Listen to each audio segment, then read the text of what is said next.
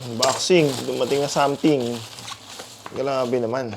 Sawa ka na ba sa mabagal mo na mag-charge na charger? Ito na yung kailangan mo. Siyempre tayo mga siklista, dapat di tayo alis na lobat yung cellphone natin.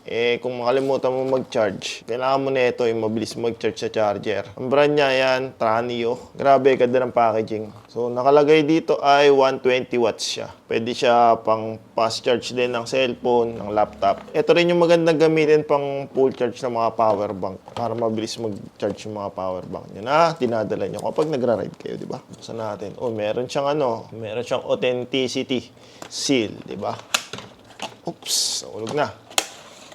Yun grabe yung packaging. Ang ganda ng packaging niya. May ganito pa. Ito yung mismo ang power brick. May nakalagay sa kanya 120 watts super fast brand Tranio. Tapos Type-C lang yung kanyang saksakan dito. Itong part na to is textured siya. May balot pa siyang plastic. Dito yung mga info niya. Yung plug niya. Pang normalan lang sa atin. Ito yung kasamang cable. Braided. Kaya quality maganda. Type-C yung dulo, Type-C, pang-charge ng mga power bank ng cellphone, ng cyclocomputer, ilaw. Yan, pwede to. Check nyo na lang dyan sa yellow basket. Hindi ko siya matitesting dito sa cellphone ko dahil ito ay lightning. Bulok, lumang iPhone, kaya di pwede.